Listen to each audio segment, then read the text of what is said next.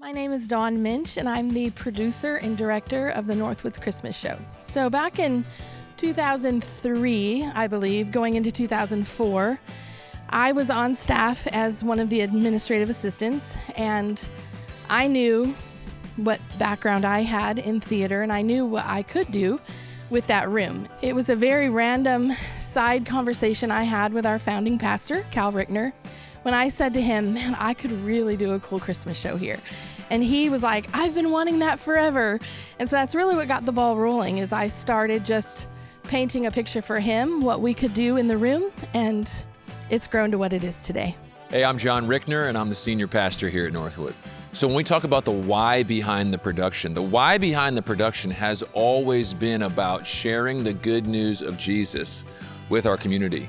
You know, the angels, when they came to the shepherds in the story of Jesus' birth, they said, I bring you good news that will be cause for great joy. And so it's our heart to share the joy that we have in Jesus with as many people as we can during Christmas. And so that's why we do the Christmas production. It's all about sharing the joy and introducing people to Jesus Christ. I'm Bo Cox. I am the flight director for the Christmas production here at Northwoods. And I'm Kirk Moser. I'm the production director for this year's Christmas extravaganza. There's too much for me to remember because actually the design, and that's what I'm a part of in the building of the set, that started way back in February when Dawn, our director, she asked me if we could pull off some of these elements that you saw in the show.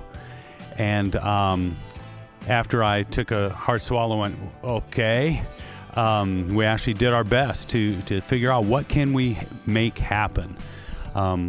Like for instance, you saw a really big snowflake. We had to ask a person to design that for us and then engineer how we could actually lift it up in the air. And we had our fly company, Vertigo, help us to lift that up. Yeah, my name is Matt. I'm playing guitar in this production and kind of co-band directing alongside Josh. I'm Josh, and I'm singing, actually how do you say that? Choreographed? Choreographed? Yeah. I did a lot of the dancing for the dance team. Yeah. No, but yeah, I get to sing and play, and it's a lot of fun. Like Matt said, I get to just band direct a lot of the stuff too, and so it's really, really cool just kind of getting to do that this year. Yeah. Hi, my name is Amy Sutton. My main role this year in the Christmas production was Tired Pregnant Lady. And my name's Trey. I'm not pregnant. Probably am a little bit tired by the time you're seeing this. But I've also helped out with some of the vocal directing and singing for this year too. Yeah, actually, technically, my role is the music director. For me, that means that most of my input into the show is kind of more on like the logistics and management side, I would say. And so I work kind of in collaboration with our director. She definitely has kind of the final say of like the music that gets chosen and the order that we do everything in.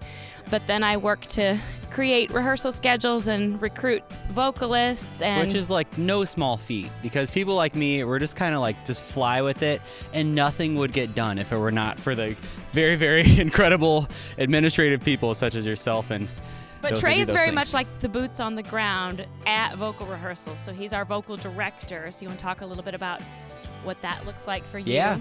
So basically, we start all this music. I think it was finalized, about June or so this last year. It felt like somewhere around June that we finally got this is the set list. And then from that point forward, I pretty much just pulled a cot in and began living here as we worked on every single song, making sure we have all the part assignments that people need, having all their notes that they should sing, deciding who's going to be in the songs, making sure there are chord charts and lead sheets and a lot of other really in-depth music nerdy things that had to happen to be able to make sure everybody's prepared and knew what to do and what to sing and when to sing and how to sing. So in rehearsals, over and over and over again, that's what people just had to put up with, is me saying, do it this way, don't do it this way, try doing it this way, and until we got to eventually the point where we are today, which I'm just so thankful for. My name's Rebecca Kinnery, and I am the choreographer for the Northwoods Christmas Show. We are the dancers in the Christmas show. When I am starting my choreography process, I really listen to the music a lot, and just try to visualize what I want it to look like out on stage. Sometimes it just means me kind of dancing and feeling what is right with the songs. And then I really take a lot of notes from Dawn about what she wants the vision to be like and just try to enhance her vision and create a great experience for everybody. I start planning for the following year as soon as this show is wrapped up. So I right now have a couple songs already chosen for next year, and I actually have already bought some costumes. But I do have a deadline for myself that's starting in February. I really dive into all the music and I start choosing what music we're going to do that year. My goal is to always have that ready by the end of May. June 1 is my deadline to pass that to our music director. And then Amy and I sit, listen through everything I've chosen, and then I sit with her entire team as we work through my vision for each song and what I'm thinking. So yeah, usually when we do get that finalized set list, song list from our director, at that point is when you and I kind of convene and have to figure out where all that music's going to come from, like the sheet music that our vocalists are going to learn, the charts for our band. And so there's kind of a variety of ways that happens. Do you want to talk a little bit about it? Yeah, so I kind of mentioned earlier, but again, in every song, there's tons of resources just specifically for that one thing. So thinking about one of the songs we did this year was the song Jingle Bells. And for some, you may just think, well, they just show up and they all sing the right things and that's it, right? Well, that would be where I would have to say, no, there's so much more that goes into it. Even just thinking about horn players. I know Amy spent a lot of time making sure that the horn players had the right music, and then that the drums had their track. And there's so many little things that go into it. We actually only had 2 rehearsals with kind of the core band going into Tech Week. So, not many in-person rehearsals. Yeah, and again, I think that speaks into the talent of every musician that we have on the band. They obviously have practiced before our rehearsals. They're practicing at home with just the MP3 files and stuff like that we give them, the resources. But again, I can't stop saying that the band is just pretty solid, and it's an honor to play with every single person on that team. We meet about 2 to 3 times a week leading up to tech and dress rehearsal, and each practice is about 2 hours, and within those 2 hours we have a lot of laughs, we have a lot of bonding time when we stretch, and just being able to piece things together. Everyone gets to throw in ideas that they think would look cool here, so it's a lot of just creative ideas flowing and a lot of memories being made for this show. So this is the first year I've actually had to plan a message for the Christmas production as the senior pastor, but so I can tell you what I did this year. This year, I spent time in the month of June just praying, asking the Lord what He might have me say come Christmas time, and I felt like He led me to the passage in Isaiah chapter 9 and verse 6, where it talks about He shall be called Wonderful Counselor, Mighty God, Everlasting Father, Prince of Peace. And I was like, man, I could preach a message on every single one of those titles. Like we can do a message on Wonderful Counselor, a message on Mighty God. But then when I was like, you know what, I could pull that back and I can put them all into just one message. And so it came out of a time with the Lord in June of this year. This year we have 5 flying drummers, as you saw. Each one of them has a handler up on the catwalk. We call ourselves Catwalk Ninjas because we dress in black so nobody can see us. And then the other elements, we've got a hoop that comes down, as you saw. We've got the silks. We've got the fabric that got pulled out. So those things, we need people to run those manually. And so my job is to get the volunteers to do that. This year we have 12 people that are involved in all of the elements. I figured out there were 22 individual things happening to get from one song to the next using all of your ninjas up in the sky. And everybody has a job to do, and some of them have more than one job to do, and yet they do it with excellence. I love it. I love watching that happen. We always have one time in the show when it's like, how did we ever pull that off? And through the past couple of rehearsals, it's been amazing. Your team is amazing, and watching that happen. So we get to just sit back and watch the fruit of our labor. It's fantastic. My favorite part of being in the show is working with all the girls. We get to really spend a lot of time together. We start practices back in October, and we just have a great time getting to know each other, learning these dances, and then when we see it all come together, it's just such a special moment. So one of the things that I'm looking forward to this year is that I actually get to sing a song with my wife, Crystal. And so I just think it's a beautiful song, and just getting to share that moment with her, I think it'll be pretty cool. So. Yeah, for me, my daughter being one of the dancers, Yes. so she's 7, and this is her first time on the stage for the production, and so she is absolutely loving it. She looked beautiful, dude.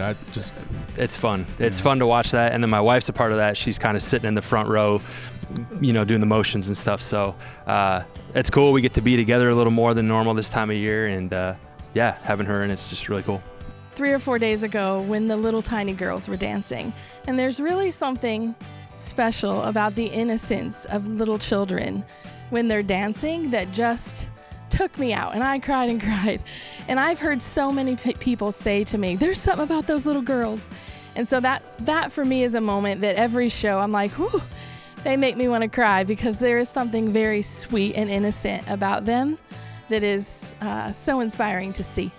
My favorite part of the show is probably the last dress rehearsal, when you get to see everything for the last time before the first show. I just like all the memories that we all make, and also seeing like the crowd's reaction like during the show, because they make it's just like hearing all the oohs and ahs is really fun. So I would say out of the whole show, in terms of songs that we sing, my favorite is probably Joyful, Joyful. And that was the big a cappella piece. And it's honestly because I'm just a ginormous choir nerd at heart. I just love harmonies, and there's just so much crunch and so much happening in that song that, I don't know, I feel like I just can never get enough of it. Yeah, I've said several times that I feel like in the show this year, I'm living out my 12-year-old dreams because we get to sing Sister Act 2. That's right. And country music, of course. I thought I was going to be the next LeAnn Rimes when I was 12. So, but truly, I think my favorite part just being in it is sort of the stretch it gives us as musicians. I mean, we're doing so many different styles and working our voices differently than we might on a regular basis. And so it's just a fun challenge. I really enjoy the diversity of the music, I guess. Absolutely. It's so funny because even, again, as we've been going in and out of these rehearsals, we could have, one song like Jingle Bells that's very jazzy and, very quick moving, and then we can go straight into like this country feeling song within like 2 minutes, and it's really fun and very stretching. And Amy jokingly said it before we turned the camera back on, but I'd have to agree with one of her non-singing favorite parts, which is the food. They do such a great job of making sure we are fed and taken care of leading into the shows, and I'm telling you, the food is just top notch. The desserts people bring in are incredible too. So for me, one of my favorite songs this year is Hallelujah, with all the different like the lights and the angels, and it's just an emotional moment that I think everyone will enjoy seeing. So over the years, we've done a lot of different things with the Christmas show. We've had years where we've done maybe 4 or 5 shows, and I think we had one year where we did 11 shows. This year we did 10. And over the last couple of years, we've seen anywhere between 20,000 and 30,000 people show up. So it is amazing how many people come out. And it's amazing what we see God do, because our prayer is really, God, would you open people's hearts to respond to the gospel? And we've seen over 1,000 people in 1 year come to know Jesus during the Christmas production. And so it's always exciting to get to partner with the Lord and what He's doing every Christmas production. Merry Christmas. Merry Christmas. Merry Christmas. Merry Christmas. Merry Christmas! Merry Christmas. I hope your holiday season is filled with joy and peace.